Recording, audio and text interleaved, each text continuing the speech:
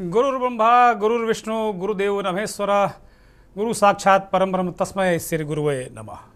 नमस्कार, मैं दुर्गेंद्र चौहान हूँ और आप हमारा खास कार्यक्रम मंथन देख रहे हैं। नमः उस प्रकाश को जो अज्ञानता के अंधकार को मिटाकर ज्ञान का दीप जलाता है। नमन है उन हाथों को जो हमें सिर्फ कलम पकड़ना ही नहीं जीवन जीना भी सिखाते हैं। और नमन है उन गुरुओं को जो हमारे भविष्य के ही नहीं बल्कि भाग्य के विधाता हैं। आज हम बात करेंगे एक ऐसे व्यक्तित्व की जो क्लास की चार दीवारियों से बंधा नहीं होता है बल्कि हमारे सोचने समझने और आगे बढ़ने के तरीके को आकार देता है। जी हाँ, शिक्षक, गुरुजन, शिक्षक, भाग्य विधाता। आज इसीलिए इस कार्यक्रम का नाम हमने शिक्षक भाग्य विधाता रखा है। शिक्षक सिर्फ पाठ्यक्रम पूरा करने वाला एक किरदार नहीं बल्कि वो निर्माता है जो समाज के भविष्य को तराशता है। वो सिर्फ अंक नहीं गिनता, वो जीवन के मूल्य सिखाता है। शिक्षक न केवल किताबें पढ़ाते हैं बल्कि हमारी सोच, हमारे निर्णय और हमारे सपनों को आकार देते हैं। हमारे देश के अद्वितीय राष्ट्रपति डॉक्टर सर्वपल्ली राधाकृष्णन के जन्म दिन ये हम शिक्षक दिवस मनाते हैं। 5 सितंबर 1888 को उनका जन्म हुआ था और इसी दिन को हम शिक्षक दिवस के रूप में मनाते हैं। इस दिन को लेकर भी एक कहानी है कि जब डॉक्टर राधाकृष्णन इस देश के दूसरे राष्ट्रपति बने तो उनके कुछ चाहने वालों ने कहा कि उनका जन्मदिन मनाएंगे। तो डॉक्टर राधाकृष्णन ने कहा कि इसे बेहतर होता कि आप शिक्षक दिवस के रूप में मनाएं तो मुझे ज़्यादा खुशी होगी। और यही वजह है कि तब से ये शिक्षक दिवस मनाया जाता रहा। एक महान दार्शनिक, एक महान राजनेता, एक महान शिक्षक डॉक्टर सर्वपल्ली राधाकृष्णन को सत सत नमन। और उन समस्त गुरुजनों को भी बारंबार प्रणाम जिनसे हमने कुछ सीखा है, कुछ समझा है और अपने जीवन को आगे बढ़ाया है। इस दिन समस्त देश में भारत सरकार द्वारा श्रेष्ठ शिक्षकों को पुरस्कार भी दिया जाता है। राज्य सरकारें भी सम्मानित करती हैं। उत्तर प्रदेश की योगी आदित्यनाथ सरकार ने शिक्षकों को कैशलेस इलाज की सुविधा आज दी है, सम्मान किया है। इसी तरह उत्तराखंड की धामी सरकार ने भी आज शिक्षकों का सम्मान किया। लेकिन सवाल ये है कि क्या आज के समाज में शिक्षक को वो सम्मान और भूमिका मिल रही है जिसका वो असली हकदार है? क्या डिजिटल युग में गूगल की जगह गुरु ले पा रहे हैं या गुरु ने गूगल की जगह ले ली या गूगल ने गुरु की जगह ले ली? और क्या आज का युवा अपने शिक्षक को भाग्य विधाता मानता है? ये बड़ा सवाल।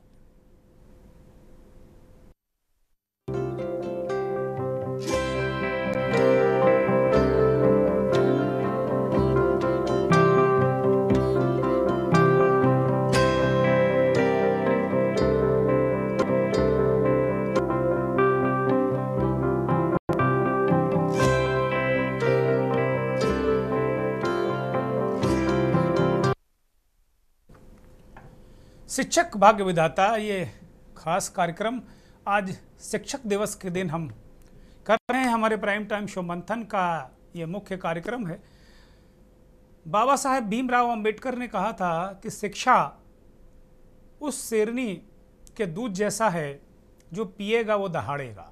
तो शिक्षा में इतनी ताकत है और हमारे वो आपके नसों में, दिलो दिमाग में, फितरत में वो शेरनी का दूध पैबस्त करने वाला शिक्षक ही होता है, गुरुजन ही होते हैं। अपने गुरुओं को आप वर्षों के बाद पाते हैं तो भावुक हो जाते हैं।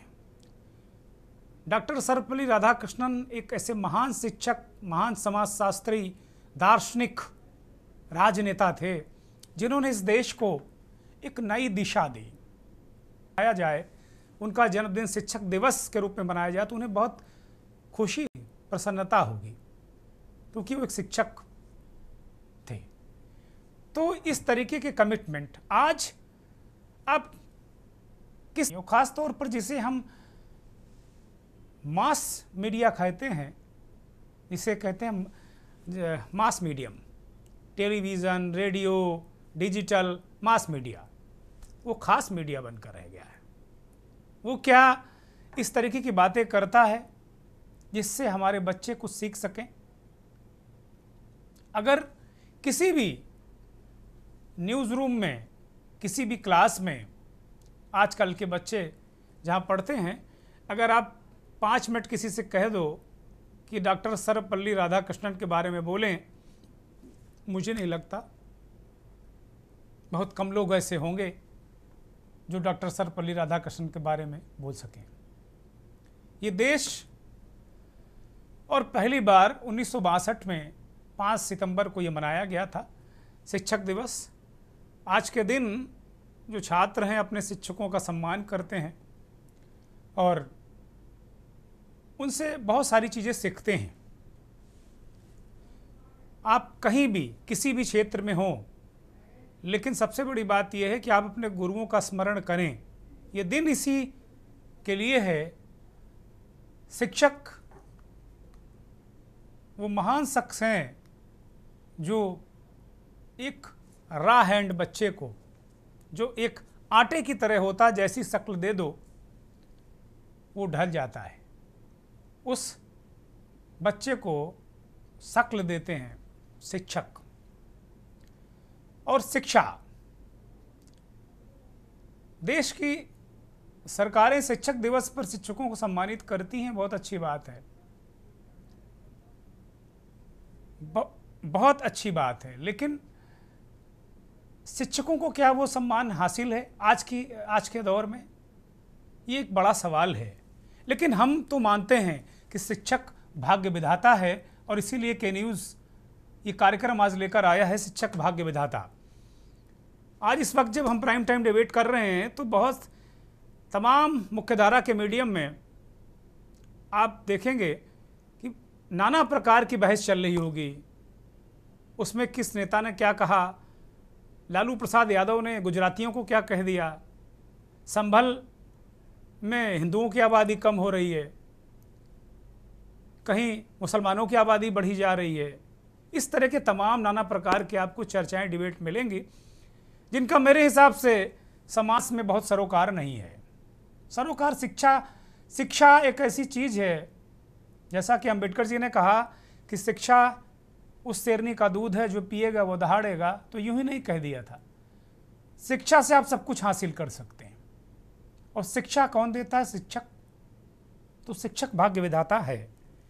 हमारे इस कार्यक्रम में आज बहुत ही विशिष्ट अतिथि शामिल हो चुके हैं। इस देश के जाने माने भौतिक शास्त्री, Padmashri professor doctor S C. Verma इस कार्यक्रम को ज्वाइन कर चुके हैं। डॉक्टर साहब, बहुत स्वागत, बहुत धन्यवाद, बहुत आभार और बारंबार प्रणाम आपको। शिक्षक दिवस पर ढेर सारी शुभकामनाएं। शिक्षा सोपान नाम का एक संगठन डॉक्टर वर्मा चलाते हैं। दूसरे मेहमान हमारे साथ इस कार्यक्रम में जुड़े हैं प्रोफेसर डॉक्टर प्रवीण त्रिपाठी जी।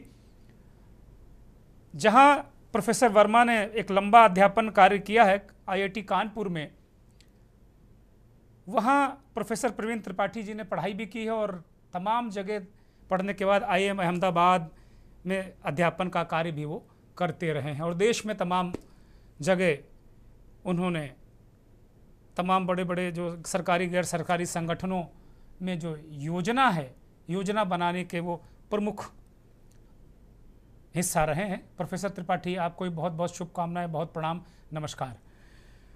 और इस देश के जाने माने वरिष्ठ पत्रकार, विश्लेषक महेश शर्मा जी भी हमारे इस कार्यक्रम में आ गए हैं। महेश शर्मा जी, बहुत धन्यवाद, बहुत आभार। आज महेश शर्मा जी ने 2 पोस्ट सोशल मीडिया पर की। एक प्रोफेसर एस.सी. वर्मा जी को लेकर और दूसरी विजया रामाचंद्रन जी को लेकर। वो अब हमारे इस कार्यक्रम को ज्वाइन करेंगे। डॉक्टर विजया रामाचंद्रन अपना घर नाम से ईंट भट्टा मजदूरों के लिए एक स्कूल चलाती हैं और इस देश के उपराष्ट्रपति और राष्ट्रपति रहे डॉक्टर आर वेंकट रमन की बेटी हैं। चर्चा की शुरुआत करते हैं। प्रोफेसर प्रवीण त्रिपाठी और महेश शर्मा जी हमारे साथ इस कार्यक्रम में हैं। प्रोफेसर त्रिपाठी जी, शिक्षक भाग्य विधाता, आज हम तो ये मानते हैं, क्योंकि हम लोगों को जो कुछ मिला है उन्हीं गुरुजनों की वजह से मिला है। लेकिन मौजूदा दौर में क्या क्या बदलाव आए हैं शिक्षा में? आपने खुद भी अध्ययन किया है तमाम प्रीमियर इंस्टीट्यूट में, और अब लंबे समय तक तमाम देश के प्रीमियर इंस्टीट्यूट में पढ़ाते रहे हैं आप। तो इसको किस तरीके से हम आज के दौर में इसको विश्लेषित करें, परिभाषित करें? प्रोफेसर त्रिपाठी। नमस्कार, धन्यवाद। पहले वर्मा जी को प्रणाम। हमारे आईआईटी के जी हमें सौभाग्य नहीं मिला उनसे पढ़ने का, जी लेकिन उन्होंने बहुतों का भाग्य बदला है। जी और आपके चरण में नमन वर्मा जी। जी आपने कहा कि जो शिक्षा देता है वो शिक्षक है, बट जो शिक्षा जो क्लासरूम में दी जाती है सिर्फ वही शिक्षा नहीं है। जी शिक्षक जो भी करता है वो सब शिक्षा बन जाती है। शिक्षक का आचरण क्लासरूम के बाहर, शिक्षक का आचरण विद्यार्थी के प्रति, शिक्षक का प्रेम या जो भी भाव है विद्यार्थी के प्रति, वो सब आपको कुछ न कुछ सिखा के जाता है। जी और मैं आपको एक या दो घटनाएं बताता हूं जिससे आपको पता चलेगा। जी मैं जौनपुर में टीडी कॉलेज में पढ़ता था। जी ये मेरे ख्याल से एट्थ क्लास की बात है। जी और उसमें संस्कृत मेरा एक विषय था। मेरे एक संस्कृत के गुरु जी थे। जी तो वो कहते थे, उनको मालूम नहीं क्यों लगा कि या तो लड़का थोड़ा आगे बढ़ सकता है या जो भी हो। वो कहे, तुम जब स्कूल से निकल जाओ, तो रास्ते में उनका घर पड़ता था, ट्यूबवेल खुली में जाता, क्या बेटा तुम आधा घंटा मेरे घर रुक के तब जाया करो। जी मैं घर उनके यहाँ पहुंचता था और संस्कृत पढ़ाते थे, नाश्ता वास्ता कराते कि बेटा बहुत थके होंगे, फिर थोड़ा कुछ नाश्ता पानी कर लो। फिर संस्कृत आधा घंटा कह के पढ़ाते थे, एक एक डेढ़ डेढ़ घंटा पढ़ा देते थे। जी राइट। अब मैं चिंतित रहता था कि यार घर जाने में देर हो रही है, सर छोड़ ही नहीं रहे हैं। लेकिन वो क्या क्या अभिज्ञान शाकुंतलम वगैरह सब उन्होंने हमें पढ़ा दिया। सब जी लोग, जो कि कक्षा 8 की किसी क्लास में कोर्स में कहीं नहीं था। जी जब उसके बाद परीक्षा हुई, तो उसके कुछ दिनों के बाद वो अपना छाता लेके एकाएक मेरे घर आ गए, जबकि मेरे घर कभी नहीं आए थे उसके पहले, मैं ही उनके घर गया था। और माता जी से बोले कि मैं आज बहुत दुखी हूं। तो मेरी माँ ने सोचा कि लगता है लड़का फेल हो गया, मतलब टीचर अगर घर पे आ गया वो कह रहा है दुखी हूँ, तो मतलब बहुत बड़ी दुर्घटना हो गई है। तो उन्होंने कहा, क्या कुछ प्रवीण ने गड़बड़ कर दिया क्या? हाँ कह रहे, मैं क्या बताऊं जी, मुझे इतने वर्षों के बाद एक ही लड़के से आशा थी कि वो संस्कृत में 100 में 100 लाएगा, और मैंने ही इसके परीक्षा पत्र कट किया। मुझे 4 नंबर काट के कितना दुख हुआ है मैं आपको नहीं बता सकता। मैं इसको सिर्फ 96 नंबर दिया है। और अब मालूम नहीं अब कितने सालों के बाद मुझे फिर से ऐसा लड़का मिलेगा जिससे मैं आशा लगा सकता हूँ कि 100 में 100 लाना चाहिए। अब बताइए, उनका कमिटमेंट देखिए जी कि जी वो सिर्फ, उनका क्या स्वार्थ है, मेरे 100 में 100 आए, 100 में 70 आए, 80, उनको क्या फर्क पड़ता है? एक पैसा उन्होंने कभी मुझसे ट्यूशन लिया नहीं, अपने घर का मिठाई खाना ही मुझे खिलाया। राइट। और उस पर से उनको, मतलब मुझसे ज्यादा उनको दुख था वो 4 नंबर काटने का। मुझे 4 नंबर कटने का उतना दुख नहीं था जितना। तो ये जो निस्वार्थ भाव होता है ना टीचर का, जी ये जो सिखा करके आपको जाता है, ये जो उन्होंने जितना मुझे विज्ञान शाकुंतलम और ये सब सिखाया था, उससे ये बहुत बड़े मोल की शिक्षा है। जी तो शिक्षा मतलब शिक्षा किस तरह से आपको ढालता है और जीवन में किस तरह से आपकी वैल्यूज को शेप करता है, आपको उसमें पता भी नहीं चलता कि वो किस तरह से आप के भविष्य की नींव डाल रहा। तो मैं तो मतलब अपने को भाग्यशाली समझता हूँ कि मुझे इतने अच्छे अध्यापक मिले, और हर एक स्तर पे मिले। आईआईटी कानपुर की बात बता रहा हूँ। जी आईआईटी कानपुर में जब मैं गया तो मैं केमिस्ट्री, मेरा बड़ा एक सब्जेक्ट था, इसमें मेरी बिल्कुल रुचि नहीं थी। मैथ्स तो फिजिक्स तो मैं बहुत अच्छा लगता, जी और केमिस्ट्री लगता है साला बिल्कुल रट्टू सब्जेक्ट है, बिल्कुल जी फालतू सब्जेक्ट। जी first day first session chemistry 101 was taught to us by professor CNR Rao, जो बाद में भारत रत्न हुए। जी जी जी और सीएनआर राव जी ने पढ़ाना शुरू किया। सीएनआर राव और प्रोफेसर देव प्रभाकर, ये हमको पढ़ाते थे। जी केम 102 जब हुआ तो एक केमिस्ट्री डिपार्टमेंट की एक परंपरा थी कि एग्जाम के 2 दिन पहले वो एक डाउट क्लियरिंग सेशन रखते थे जी कि भाई वो जो भी डाउट्स है आज क्लियर किया जाएगा। डाउट क्लियरिंग सेशन के बारे में ये था कि उसका starting time was fixed, ending time was determined, कि जब आखिरी प्रश्न का जब उत्तर मिल जाएगा तब वो सेशन खत्म होगा। जी मुझे एक सेशन आज तक याद है। हमने सुबह 9 बजे शुरू किया, रविवार के दिन, अगले सोमवार को एग्जाम है। सुबह 9 बजे से। रविवार के दिन 9 बजे सेशन शुरू हुआ। लंच खा के वापस आ गए हम लोग, चाय पी के वापस आ गए, डिनर खा के वापस आ गए।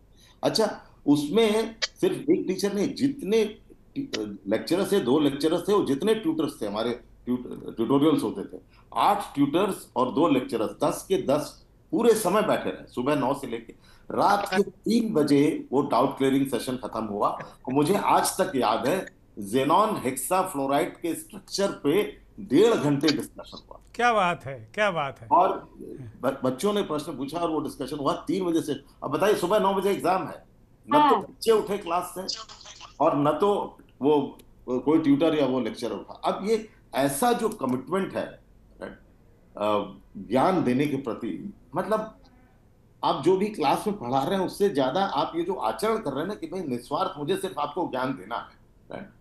और किसी भी बच्चे का कोई डाउट अनरिजॉल्व नहीं होना चाहिए। कल से एग्जाम शुरू है। जी जी। हम उपलब्ध हैं, आप जितने प्रश्न चाहिए उतने पूछिए। दूसरा, ये इसी केमिस्ट्री डिपार्टमेंट का याद है, डॉक्टर जाकिर हुसैन की डेथ हो गई जब जी हम लोग थे जी इंस्टीट्यूट। जी तो कायदे से राष्ट्रपति की मृत्यु हो गई, जी उसको हॉलिडे घोषित कर दिया गया। जी। तो एक जगह इंस्टीट्यूट का नोटिस था कि tomorrow classes will be suspended, उसके बगल में केमिस्ट्री डिपार्टमेंट का नोटिस था कि yes, while we respect our president doctor Zakir Hussain was a great educationist, in his memory we will conduct the chemistry class. क्या बात है, क्या बात है। Chemistry class was held. जी पहले 2 मिनट हमने मौन रखा, हम सब खड़े होकर हमने श्रद्धांजलि दी, और उसके बाद प्रोफेसर ने कहा कि the only way we can pay tribute to doctor Zakir Hussain is by not stopping education. It is a foolish way to give a tribute to him by stopping education. तो क्लास चलेगा, केमिस्ट्री क्लास की श्रद्धांजलि उनको यह है कि हमारे class में कोई बाधा नहीं है। And the class was conducted. उस दिन सिर्फ केमिस्ट्री का क्लास हुआ और कोई क्लास नहीं। जी जी। अब ये बताइए, ये जो उन्होंने हमको ये जो सीख दे दी ना, ये अब जीवन भर रहेगी कि यार, अगर आपका कोई उद्देश्य है तो आप इतनी छोटी छोटी चीजों से विचलित नहीं होंगे, और जो महाउद्देश्य है उसका ध्यान रखोगे। डायरेक्टर का आदेश आ गया कि क्लास सस्पेंड होगी, उससे केमिस्ट्री डिपार्टमेंट के ऊपर कोई फर्क नहीं पड़ा। उन्होंने कहा वो ठीक है, वो डायरेक्टर का आदेश है, वो एडमिनिस्ट्रेटिव आ गया है, लेकिन हम तो अपनी श्रद्धांजलि उनको देंगे ना। हमारा क्लास उनकी श्रद्धांजलि, हमारा क्लास उनका अपमान नहीं है, उनका सम्मान है।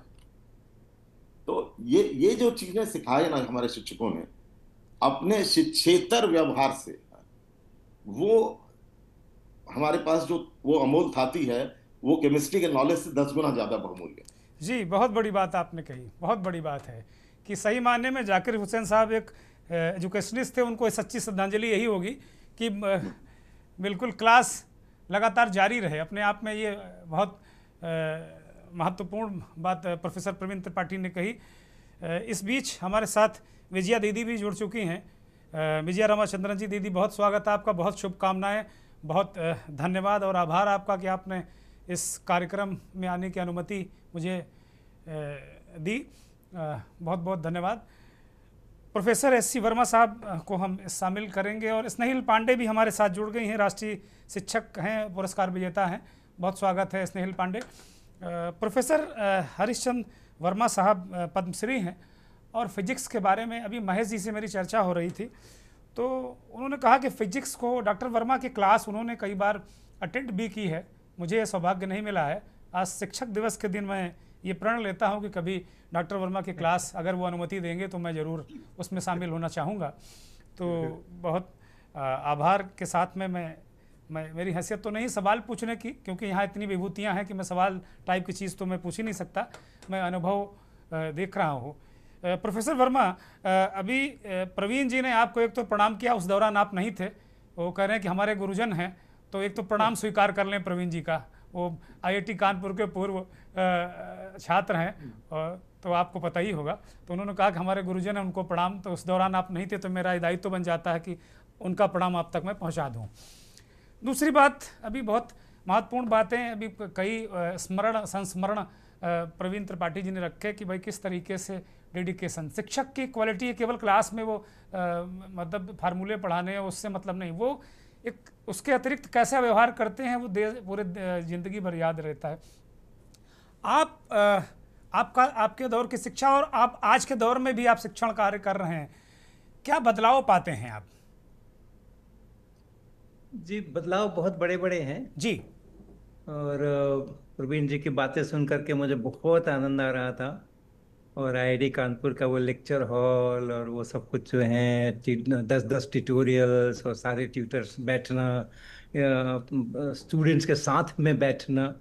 और जो हमारे इंस्ट्रक्टर कहलाते थे, हमें पहले पता नहीं था कि उनको, जो प्रोफेसर होते हैं, जो टीचर होते हैं, उनको इंस्ट्रक्टर क्यों कहते हैं, लेकिन आईआईटी कानपुर की परंपरा में उनको इंस्ट्रक्टर कहते थे और बाकी ट्यूटर्स कहते थे। तो मेरी भी सारी यादें ताज़ा हुई। मैं भी वहाँ पर एमएससी मैंने की थी 2 साल, तो छात्र था मैं वहाँ पे। और आपके प्रश्न पर आता हूँ कि मेरे हमारे युग में और अभी के युग के अंदर में किस तरह के परिवर्तन हैं। लेकिन उसके पहले मैं भी अपने एक शिक्षक का जरूर स्मरण आज के दिन करना चाहूँगा और आपके साथ साझा करना चाहूँगा। कमिटमेंट की बात जैसे प्रवीण जी कह रहे थे, हमारे शिक्षकों में कमिटमेंट प्लस कॉम्पिटेंस। तो ये बात मैं कह रहा हूँ, जब मैं इसमें था +2 से समझ लीजिए, पटना साइंस कॉलेज में, इंटरमीडिएट साइंस कहते थे। तो वहाँ पे हमारे पास हिंदी और इंग्लिश के भी विषय होते थे, फिजिक्स केमिस्ट्री मैथमेटिक्स के अलावा। और हिंदी के विषय में हमारे एक प्रोफेसर थे, जगदीश चौबे जी। और मेरे बड़े भैया जो हैं, देवी प्रसाद वर्मा जी, जी। वो उसी कॉलेज के अंदर मैथमेटिक्स के प्रोफेसर थे। जी। मेरा जब वहाँ एडमिशन हुआ तो मैंने और मेरे बड़े भैया ने ये तय किया था घर में कि हम बिल्कुल जाहिर नहीं होने देंगे कहीं पर भी कि हमारा उनका कोई पारिवारिक रिश्ता है, ताकि हमें किसी प्रकार का कोई एक्स्ट्रा एडवांटेज आप प्रिविलेज नहीं मिलने की चाहते कोई हैं कि आपको संभावना न कोई। रहे। जी। कोई संभावना नहीं रहे। जो बाकी के विद्यार्थी हैं, उसी प्रकार से मैं अपने को भी उसी के साथ पिच करना चाहता था। और मेरे बड़े भैया प्रोफेसर हैं, इसका कोई हमें एडवांटेज मुझे नहीं लेना था, तो इसलिए हम दोनों ने तय किया था कि हम इसको गुप्त रखेंगे। और हमने गुप्त रखा। अब जगदीश चौबे जी हमें पढ़ाते थे रश्मि रथी, जी। जो कि अरे रामधारी वाह। सिंह दिनकर जी की रचना है। और उसमें उसके जो मुख्य पात्र हैं वो कर्ण हैं। जी। तो जब कोर्स करीब करीब खत्म हो रहा था, 3/4 हो चुका था, तो मैंने अपने स्वेच्छा से, बिना किसी होमवर्क या असाइनमेंट या परीक्षा का ध्यान रखते हुए, और एक करने के ऊपर जो मेरी अपनी बनी थी विचार, जो मेरे अपने बने थे उनके पढ़ाने से और किताब को पढ़ने से, वो मैंने एक 4-5 पेज में एक आलेख लिखा। जी। और उसके बाद मैंने चौबे जी को कहा कि सर, क्या आप एक बार इसको पढ़ करके और कुछ अपनी प्रतिक्रियाएं देंगे। तो मुझे बिल्कुल याद है, जाड़े के दिन थे और कॉलेज का जो मुख्य बरामदा था, उस पर एक खंभे, गोल खंभे के सहारे वो खड़े हुए थे धूप में। मैं बगल में खड़ा था और उन्होंने पढ़ना शुरू किया। जी। थोड़ा सा पढ़ने के बाद वो पूछते हैं, मेरे बड़े भैया का नाम देवी प्रसाद वर्मा है, जी। कि देवी बाबू से तुम्हारा कोई रिश्ता है क्या। तो मैं तो सन्न रह गया कि ये कैसे लीक होगी, ये इन्फॉर्मेशन कब लीक हुई और कैसे लीक हुई। अ, लेकिन मैंने तुरंत अपने को बिल्कुल त्वरित गति से संभाल करके और कहा कि हाँ सर, है ना, वो मेरे मैथमेटिक्स के टीचर हैं, वो मेरे को ट्रिग्नोमेट्री पढ़ाते हैं, मैं उनका छात्र हूँ। वो अच्छा अच्छा कह के उन्होंने फिर से पढ़ना शुरू किया। हाँ। लेकिन थोड़ी देर बाद वो फिर से मेरे तरफ मुखातिब हुए हम्म। और उन्होंने इस बार बिल्कुल ब्लैटेंट सवाल पूछा कि आप दोनों एक ही परिवार से आते हो क्या। मुझे तो कहना पड़ा, अब तो झूठ बोलने का कोई गुंजाइश थी नहीं, तो मुझे जी। कहना पड़ा कि जी वो मेरे बड़े भैया हैं। जी। लेकिन फिर मैंने उनसे पूछा कि आपको ये कैसे सूचना मिली और आपने कैसे ये प्रश्न मुझसे किया। तो पता ये चला, उन्होंने जो मुझे बताया, वो स्टाफ रूम एक ही था जिसमें हिंदी के, अंग्रेजी के, मैथमेटिक्स के तीनों के शिक्षक बैठा करते थे, जी। गप्पे करते थे लीजर पीरियड्स वगैरह में, उनका जो स्टाफ रूम था। उन्होंने कहा कि स्टाफ रूम में देवी बाबू जिस प्रकार के की संरचना भाषा की करते हैं बात करते समय में, वो संरचना मुझे इस आलेख के अंदर में दिख रही है। क्या बात है, क्या बात है। अद्भुत। जी। मैं तो बिल्कुल श्रद्धा इतनी बड़ी कि इतना कॉम्पिटेंस है कि स्टाफ रूम में जो सामान्य बातचीत होती है लोगों की आपस में थोड़ी बहुत, उसमें से वो हर व्यक्ति की पूरी जन्म कुंडली जो है, उसके परिवार में कौन कौन सदस्य हो सकता है, नहीं हो सकता है, और एक मेरा 2 पन्ने का 3 पन्ने का लेख पढ़ करके इतना विश्वास पूर्वक, पहली बार जब मैंने उनको मना कर दिया था कि नहीं कोई रिश्ता नहीं है, वो हमारे शिक्षक है, यही रिश्ता है, उसके बावजूद विश्वास पूर्वक उन्होंने बिल्कुल वो प्रश्न मेरे सामने रखा। तो ऐसा जो कमिटमेंट अपने सब्जेक्ट के प्रति, इतना कॉम्पिटेंस हासिल करना, ये ऐसे ही बड़े लोगों का काम है। और आज के दिन वो इस संसार में नहीं है, मेरे बड़े भैया भी इस संसार में नहीं है, उनका नमन करने का आज बिल्कुल दिन है, और बहुत सारी इस प्रकार की यादें हैं। जी अब आप प्रश्न की एक एक सिरा इससे भी जुड़ता है, हमारे समय में शिक्षकों में कितना कमिटमेंट था और कितना कॉम्पिटेंस था, और वो अपने विषय के प्रति कितने समर्पित थे। अब आज की तारीख में क्या है कि मामला मिक्स्ड है। जी आज डिजिटल युग के अंदर में मुझे फीडबैक भी बहुत मिलते हैं। मुझे बहुत सारे स्टूडेंट्स के ईमेल आते हैं, मुझे करीब करीब 3 साढ़े 3 घंटे लगते हैं रोजाना, वो केवल स्टूडेंट्स के ईमेल को पढ़ने के लिए और उनको जवाब देने के लिए। और कभी कभी वो भी पूरे नहीं हो पाते हैं, कभी कभी मैं जवाब नहीं भी दे पाता हूँ, मुझसे छूट जाते हैं। बहुत दुख होता है मुझे कि मैं किसी का जवाब नहीं दे पा रहा हूँ, छोड़ रहा हूँ।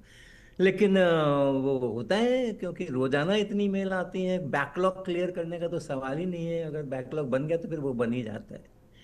तो अभी मिक्स्ड है, क्योंकि बहुत सारे हमारे विद्यार्थी हैं जो मुझे लिखते हैं, अपने शिक्षकों की उसी प्रकार से वो तारीफ करते हैं, उसी प्रकार से श्रद्धा के साथ उनसे जुड़े हुए हैं जैसे मैं अपने शिक्षकों के साथ जुड़ा हुआ था, स्कूल से लेकर के आईआईटी कानपुर जी तक। दूसरी ओर बहुत सारे ऐसे भी फीडबैक आते हैं जिसमें ऐसा पता चलता है कि वो शिक्षक जो हैं, स्कूल के एज के अंदर में शुरुआत के 6ठी या 7वीं से लेकर के 10वीं 12वीं तक के इसके अंदर में, और फिर जो अपनी अंडर ग्रेजुएट है, कॉलेजेस हैं, जी डिग्री कॉलेजेस हैं उनके, जहाँ पर कि वो अपने शिक्षकों के साथ बिल्कुल भी कनेक्ट नहीं हो पा रहे हैं, ये या ये बड़ी ये शिक्षक बड़ी उनके साथ महत्वपूर्ण बात कही। बिल्कुल मैं भी माफ़ी के कनेक्ट साथ नहीं। में आपको रोक रहा हूँ, एक छोटा सा ब्रेक मुझे लेना है, और ब्रेक के बाद प्रोफेसर वर्मा ने बड़ी महत्वपूर्ण बात, बड़े महत्वपूर्ण नोट पर इसको छोड़ा है, वापस उसी पर आएंगे। आप देख रहे हैं के न्यूज, खबरों का साथ।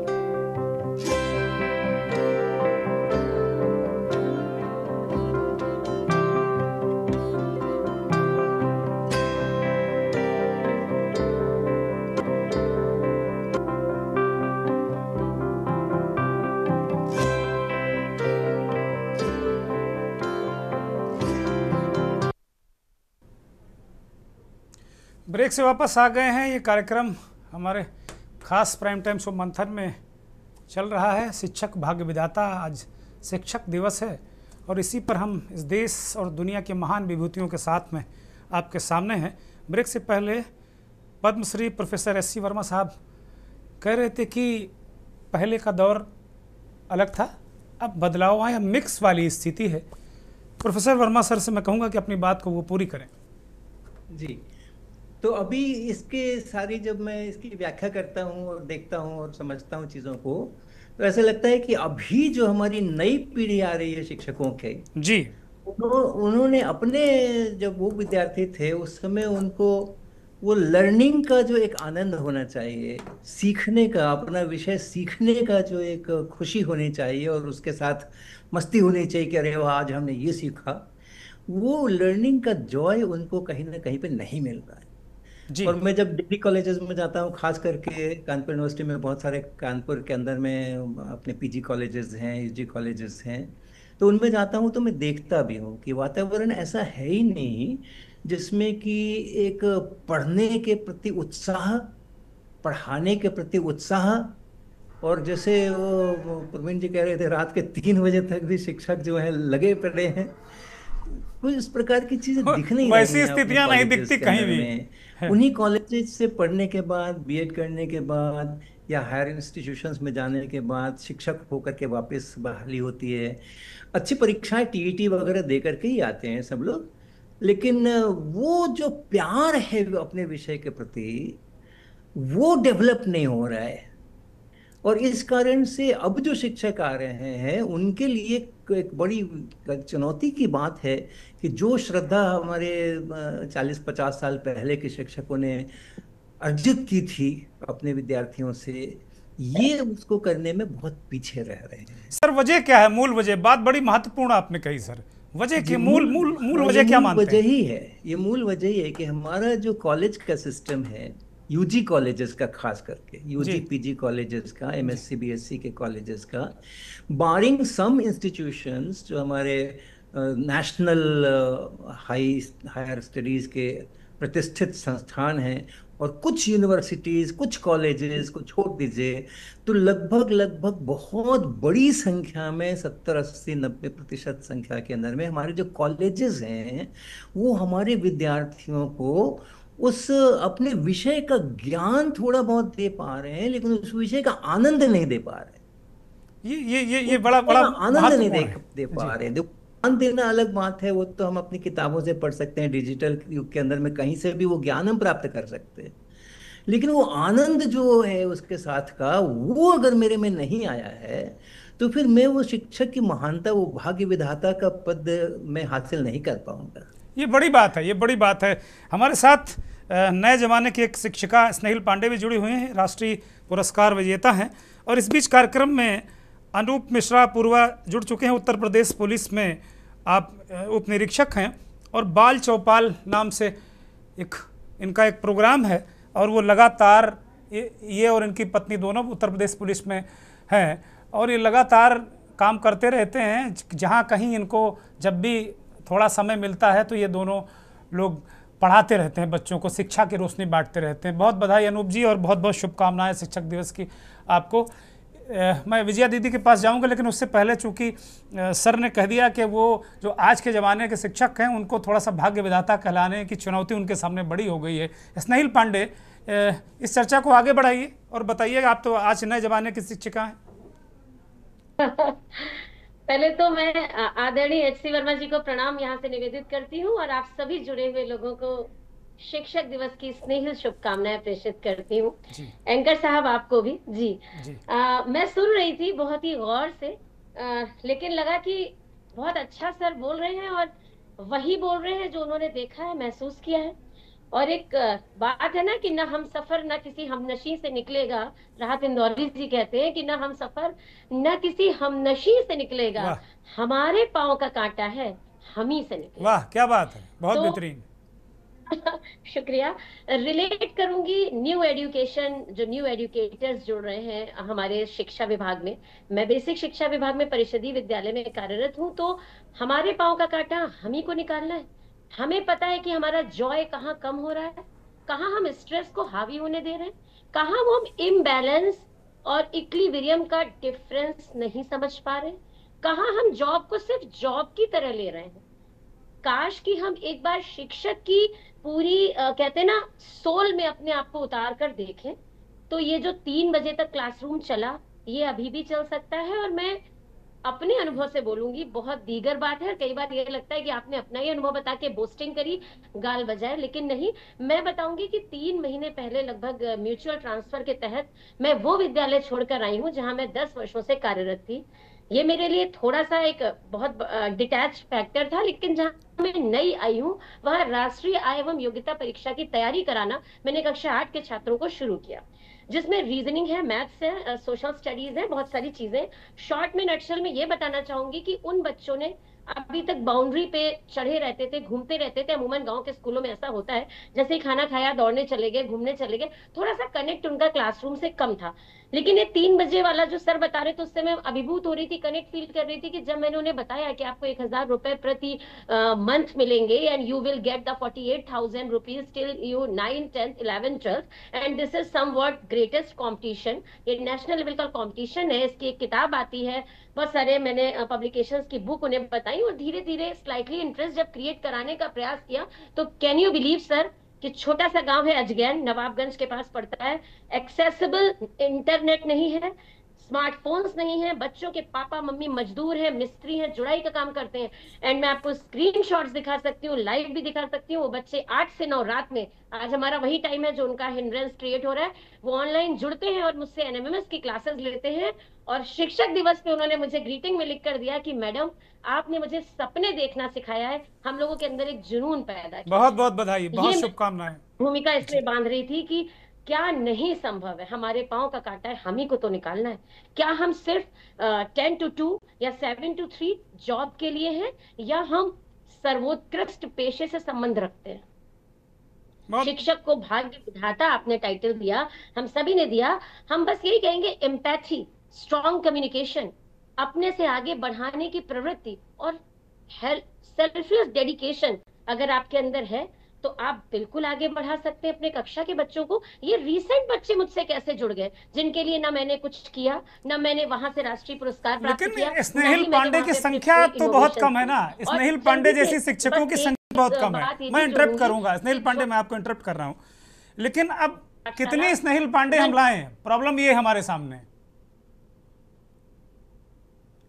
कितने स्नेहिल पांडे लाए? अभी तो 1 2 4 5 10 ऐसी दिख रही हैं। मोटिवेशन तो अपने आप से सर लाना ही पड़ेगा। हम क्या अपने बच्चों के लिए इस प्रकार की भूमिका तैयार करते हैं कि हमारा बच्चा प्राइवेट से जब पढ़ के आता है तो क्या हम उसकी कॉपी किताब नहीं देखते हैं, हम उसके पीटीएम में नहीं जाते हैं, हम उसका थॉरोली डेवलपमेंट पे अपने 24/7 न्यौछावर नहीं करते? यदि किसी मजदूर का बच्चा या किसी अन्य फैमिली का बच्चा हमारे बीच में आ रहा है तो हम अपने आप को थोड़ा ब्रॉड एंड विजन करके उससे क्या नहीं जुड़ सकते?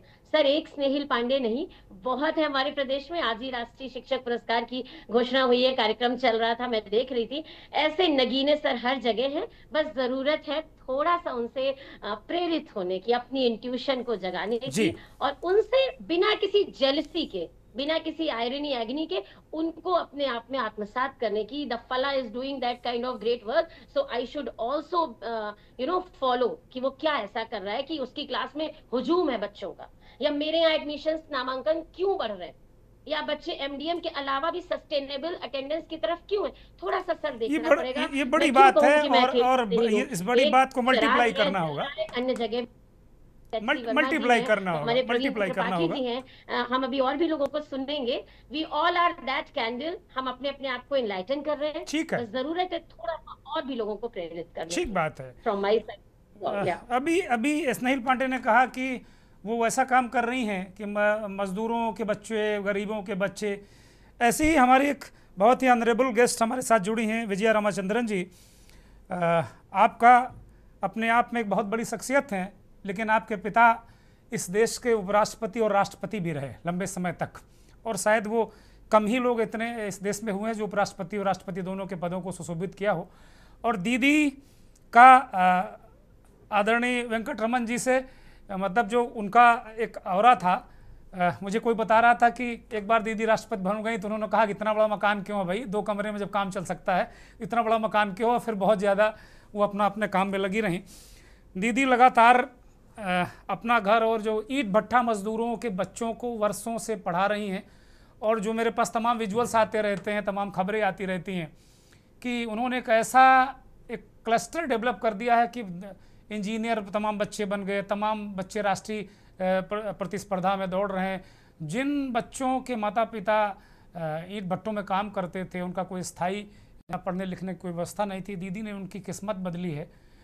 मैं आभार व्यक्त करता हूं इस देश की तरफ से और के न्यूज़ की तरफ से आपको बारंबार इस काम के लिए। दीदी, आज के दौर में शिक्षक तो भाग्य विधाता है ही, हमेशा से रहा है, लेकिन शिक्षा कितनी बड़ी चुनौती है, क्योंकि इस पर कोई बात नहीं करता। बहुत सारे मुद्दे हैं इस देश में बात करने के लिए, और ख़ास तौर पर हमारे जैसे लोग तो बिल्कुल बात करने को तैयार नहीं होते शिक्षा पर। पत्रकारों की बात कर रहा हूं मैं। आप सभी को आज शिक्षक दिवस के उपलक्ष्य में सभी को हमारा शुभकामनाएं हैं जी। और रेची वर्मा जी को तो हम बहुत सालों से जानते हैं, हम लोग साथ भी काम भी बहुत कर चुके हैं, उनसे हमको बहुत कुछ सीखने को भी मिला है रेची वर्मा जी से। Thank you.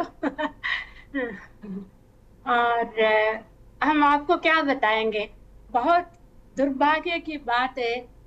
हाँ, अब हम लोग बहुत सारे आगे बढ़ चुके हैं। India we have digital world में ये है, सब कुछ बोलते हैं।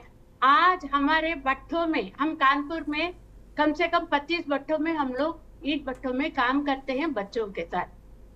पिछले 40 साल से हम लोग कर रहे हैं इस काम को, अपना स्कूल जागृति बाल विकास समिति के द्वारा। ठीक जी वही आज भी उन भट्ठों में बच्चों को न बत्ती है, हाँ, न पढ़ने की कोई सुविधा है, कुछ भी नहीं है। ऐसे बच्चों के साथ पहले शुरुआत में हम लोग ने जब ये काम शुरू किया, हम लोग को समझ में बिल्कुल नहीं आया कि इसको कैसे हम करें। जी ये बहुत वास्ट है।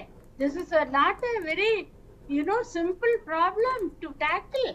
जी तो बहुत हमने सोचा, उसके बारे में बहुत बार हम डॉक्टर ब्रह्मा जी से भी हमने बहुत बार इसके बारे में बात भी, चर्चा भी कर चुके हैं।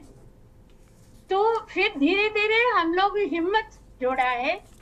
बहुत शुरुआत में हम लोग को ऐसे लगता है कि जब भट्ठे में जाओ तो भट्ठे मालिक हम लोग को धमकी देते हैं, देखो तुम औरत हो, छोड़ रहे हैं, नहीं तो हाथ पैर तोड़ेंगे। हमने कहा इसमें फर्क क्या पड़ता है आदमी और औरत पे आप कुछ भी कर सकते हैं। देखिए इस तरह से उस जमाने में 40 साल पहले, हम 40 साल पहले की बात कर रहे हूँ, उस जमाने में इस तरह के हम लोग के साथ वातावरण था। पर आज हम, बहुत खुशी की बात है, आगे बढ़कर हम लोग काफी, हमारे बच्चे मेन स्ट्रीम में चले गए। काफी बच्चों को अभी more than 700 children every year they come to the pattas, and then we keep, the school goes to the children. जी They don't come to us. हम लोग स्कूल को लेके वहीं भट्ठे में जाते हैं, क्योंकि उनके पेरेंट्स देखिए दूसरे जगह से आ रहे हैं, बिहार से, झारखंड से और जगह से। इसलिए उनको ये नहीं है कि ये बच्चों का हम पढ़ाएंगे। नहीं दीदी, आप कहीं स्कूल ले जाओगे और कहीं इसको ले जाओगे, आप यहाँ के उत्तर प्रदेश के नहीं हैं और दूसरे के हैं। ये बात हुई है डॉक्टर वर्मा जी, हम बता रहे IIT में जब हमने पहले बार शुरू किया वहाँ लोग ने, जहाँ बट्टे, वहाँ तो कंस्ट्रक्शन चल रहा था, उस कार्य में गए थे, तो तब बात हो रही थी। उन्होंने कहा कि देखिए आप दूसरे प्रदेश के हैं, आप उत्तर प्रदेश के नहीं हैं, जी तो हमारे बच्चों को उठा के ले जाएंगे। हमने कहा ऐसी बात है तो आप हमारे घर में आ जाइए, आप ही साथ में बैठ जाइए, आप देखिए हम लोग क्या करते बच्चों के साथ। इस तरह से करते करते आज इस स्थिति में हम लोग आ गए। इसके बारे में देखिए, पहले तो भट्ठे के बारे में बहुत लोगों को जानकारी तक नहीं है। जी लोग पूछते हैं क्या माइग्रेंट्स कौन होते हैं भाई, ये सब हमसे पूछा, आज भी पूछा जाता है ये माइग्रेंट्स कौन होते हैं। एक ताजुब की बात है। हमने कहा कि आप लोगों को हम लेके चलेंगे, IIT स्टूडेंट्स को हम ये कहते हैं, देखिए हमने कहा देखिए हमको बहुत अच्छा, बहुत ज्यादा बोलना नहीं आता है, but I can take you to the brick kiln and show how those people are living and in what condition this children are studying in school. इस तरह से करते करते आगे हम लोग इतना बढ़ गए आज कि बच्चों को हम लोग गवर्नमेंट स्कूल्स में भी हम लोग ने एडमिट किया। काफी बच्चे गवर्नमेंट स्कूल्स भी जा रहे हैं। उसके लिए BSA सबका सहयोग मिला है हमको उसको लेकर। और बिहार में भी ये बच्चे वापस जाते हैं, बिहार झारखंड में, वहाँ भी हम लोग चले जाते हैं, अपने टीचर्स जाते हैं वहाँ, उन बच्चों को पढ़ाते हैं, वहाँ सरकारी स्कूल में कराते। क्योंकि देखिए ये तो माइग्रेंट्स है, कुछ दिन 3-4 महीने अपने गांव में मुश्किल से रहते हैं, बाकी सभी हमारे पास कभी कानपुर आते हैं, कभी लखनऊ चले जाते हैं, कभी कहीं चले जाते, तमिलनाडु चले जाते हैं, कभी राजस्थान चले जाते हैं। ऐसे प्रवासी है ये, उनको खुद नहीं मालूम है कि वो कहाँ जा रहे हैं उसी समय। जी ये हालत रहता है इन लोग का। जी तो तो ये इस काम में कितनी चुनौतियां आपको पेश आई, क्योंकि चुनौतियां भी बहुत मिली होंगी आपको। हाँ जी, तो खैर चुनौतियां तो बहुत है, पर आई एम वेरी हैप्पी टुडे कि कुछ न कुछ तो हम लोग आगे इन बच्चों के लिए कुछ तो कर पाए, क्योंकि ना कहीं से भी हमको ये मदद नहीं, I am very sorry to say, ऐसे मदद नहीं मिला। भट्टे में जाके कोई भी तैयार नहीं है बच्चों को पढ़ाने के लिए। इसलिए I am very thankful to my teachers. इतने साल हमारे साथ वो लोग काम कर रहे हैं। देखिए वहां बारिश में, गर्मी में, सर्दी में ना बत्ती है, ना पानी की व्यवस्था है, कुछ भी नहीं है। बस हम लोग को वहां जाना है बच्चों के साथ, कहीं कभी पेड़ के नीचे बैठते, कभी कोई कमरा पट्टे मालिक दे देता तो वहीं बैठ के पढ़ाते हैं। ये स्थिति है। I am very very thankful to our team and our teachers and this is what I would like to tell you. हमको ये प्रेरणा मिली थी बचपन से। वो देखिए घर के घराना भी है, आपने बता दिया, नहीं तो बहुत लोगों को नहीं मालूम है हम किसकी, जैसे अभी वनवन जी कह रहे थे ऐसे। नहीं, आप कभी नहीं बताती। आपने हमको भी नहीं बताया था, आपने हमको कभी नहीं बताया। मुझे तो बहुत बाद में पता चला, आपने हमें कभी नहीं बताया। और आप केवल काम करती हैं, नाम के चक्कर में कभी नहीं पड़ी आप, ये तो मुझे पता है अच्छी तरीके से। तो दीदी ने बड़ी महत्वपूर्ण बात की। अभी मुझे किसी ने बताया कि दीदी शांति निकेतन में है इस वक्त, जो हमारे साथ शांति निकेतन से जुड़ी हुई हैं। तो वो भी एक ऐसा स्थान है कि अद्भुत है शांति निकेतन। हमारे साथ अनूप मिश्रा अपूर्वा हैं, ये भी एक अलग तरीके का काम करती है जैसा काम दीदी कर रही हैं। इतनी मसरूफियत, इतनी कठिन ड्यूटी, ऐसा डिपार्टमेंट कि जहाँ कभी भी जाना पड़े, कुछ भी करना पड़े। अनूप जी, ये कैसे करते हैं और कितना ये कठिन काम है, चुनौती है, क्योंकि सरकारी नौकरी में है, कुछ हो सकता बाधाएं भी आती हों। अनूप जी, अनूप मिश्रा सुन पा रहे हैं मुझे? म्यूट पर है। हाँ, अनम्यूट करिए प्लीज।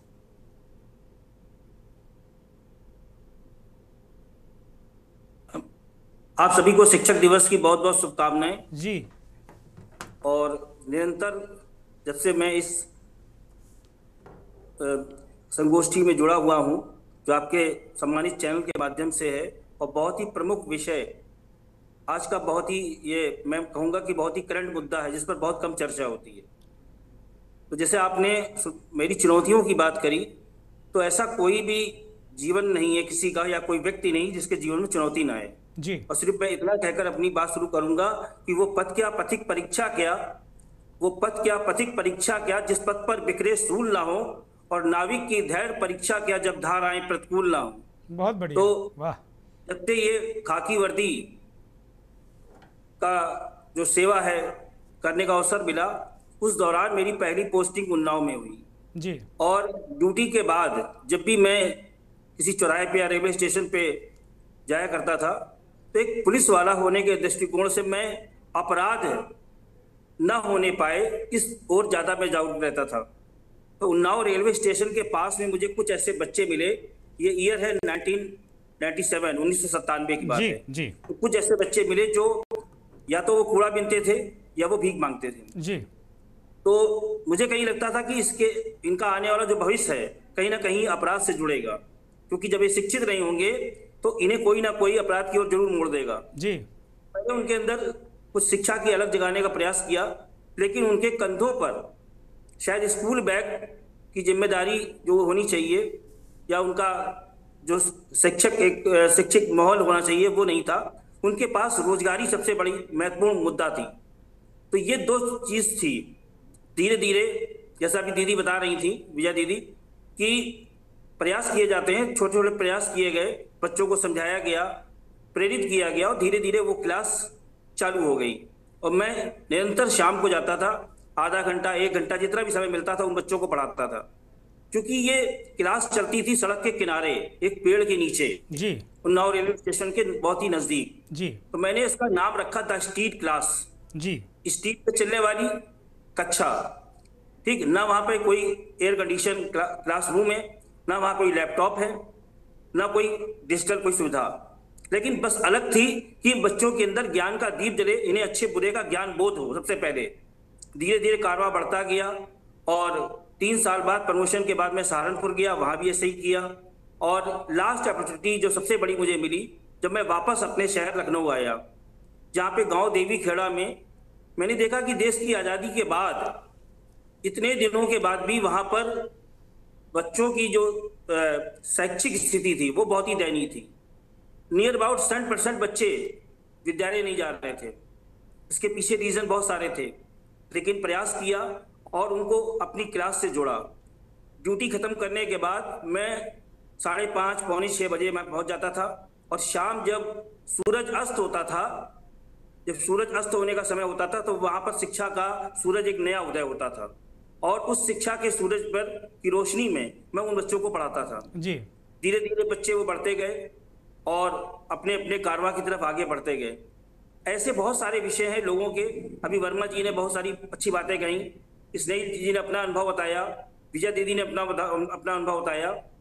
और मैं आज ये बताऊं बस कि परिषदीय विद्यालय जो हमारे हैं उनमें जो शिक्षक हैं, जैसे स्नेहिल पांडे जी मौजूद हैं, उन्नाव के गौरव हैं, तो ऐसे बहुत से शिक्षक हैं जिनके लिए शिक्षा जो है एक शिक्षक के रूप में उनके लिए वो रोजगार नहीं है, उनके लिए क्रांति है।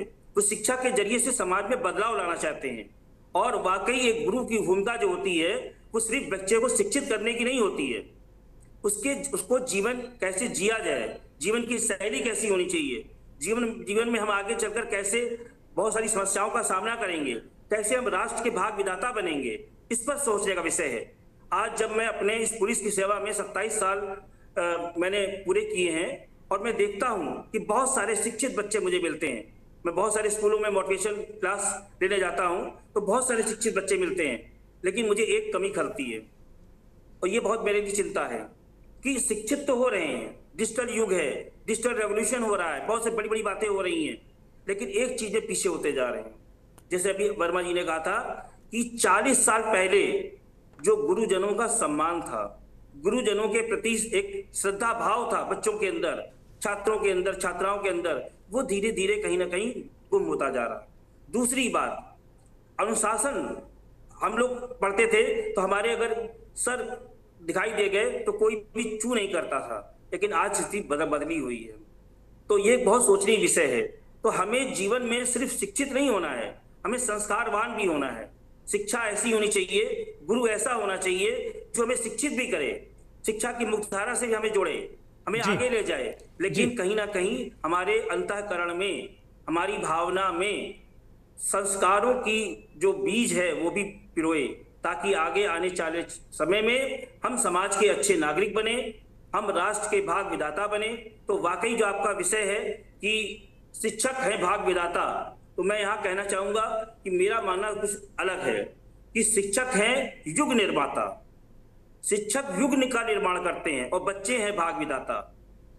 जो शिक्षक हैं वो युग का निर्माण कर रहे हैं और आदिकाल से होता चला आया है। आदिकाल से जो गुरुजन हैं उन्होंने अपने शिष्यों को इस प्रकार बनाया कि आने वाला कल में उन्हीं के शिष्यों ने इतिहास रच दिया। ठीक बात है, बहुत महत्वपूर्ण बात कही है अनूप मिश्रा ने। चूंकि बहुत 1 मिनट का समय इस कार्यक्रम में मेरे पास है और मैं 1 मिनट में जल्दी से प्रवीण त्रिपाठी जी को और फिर प्रोफेसर वर्मा साहब को लूँगा। प्रवीण त्रिपाठी जी, आपके पास आ रहा हूँ। इतनी सारी महत्वपूर्ण चर्चा कि हमारे साथ सभी तरीके के विद्वान लोग इस कार्यक्रम में शामिल हैं। बहुत बड़ा महत्वपूर्ण विषय हम लोगों ने आज इसमें डिस्कस किया। चुनौतियाँ अब बेहतर कैसे चीज़ें होंगी और शिक्षा पे इतना जो जितना होना चाहिए था, क्या आपको लगता है कि सारे तमाम फादिल काम हो रहे हैं, लेकिन क्या जितना फोकस होना चाहिए था सरकारों का शिक्षा पे उतना है क्या? बहुत महत्वपूर्ण सवाल है। तो मैं आपको एक स्टैटिस्टिक्स दे रहा हूँ। जब हम स्वतंत्र हुए पहले 10 वर्षों में हमारा शिक्षा के पर जो आउटले था जीडीपी के, अगर आप प्रोपोर्शन में देखिए, उसकी तुलना में साउथ कोरिया ने उन्हीं वर्षों में उनका जो साउथ एजुकेशन पे आउटले था वो हमसे 5 गुना ज्यादा था जी।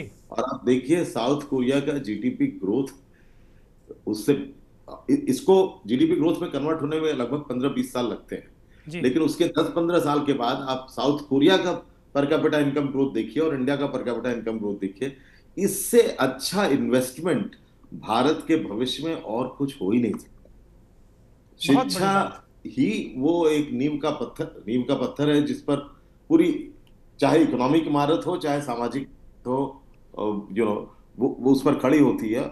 और मेरे विचार में तो सरकार में हमसे ज्यादा बुद्धिमान लोग हैं और उनके पास इसका ज्ञान है, लेकिन इतना होकर के भी हम शिक्षा के प्रति उस उत्साह से क्यों नहीं। देखिए, स्वतंत्रता के पहले 25-30 वर्षों में हमारे पास खाने को भी भोजन नहीं था, तो रिसोर्सेज की कमी थी।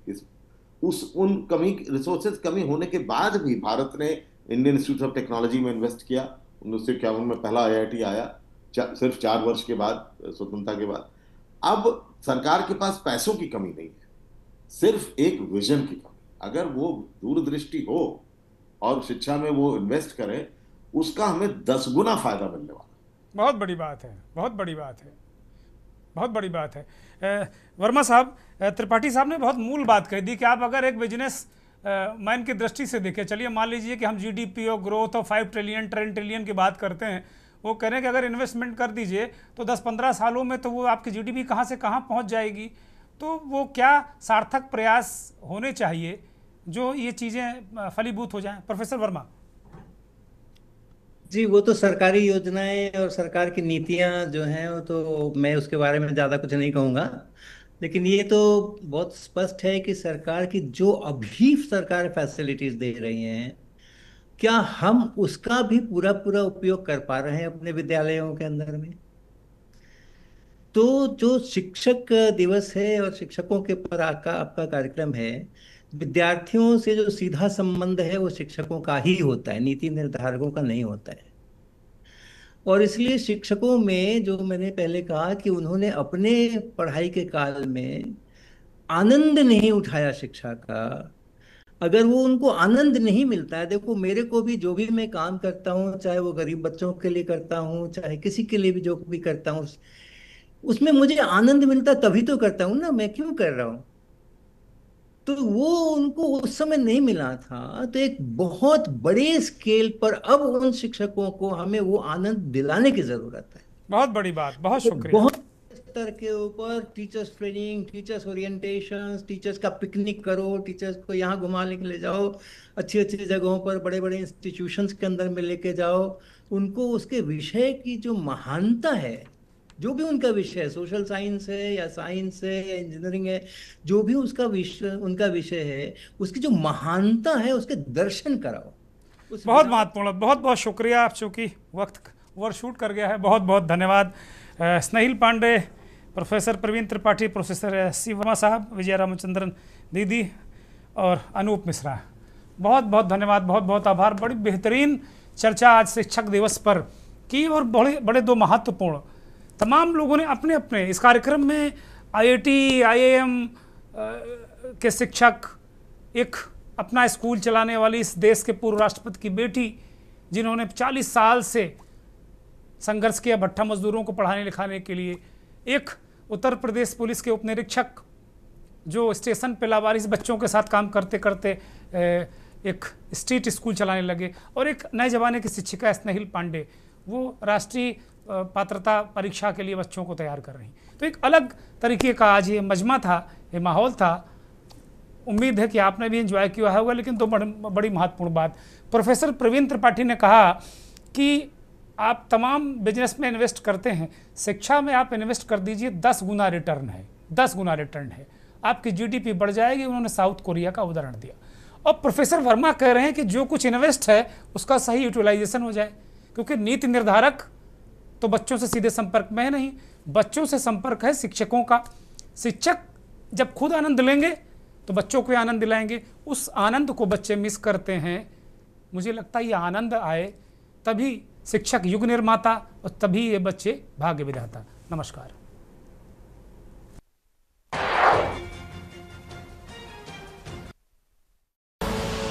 आप देख रहे हैं के न्यूज़, खबरों का सारथी।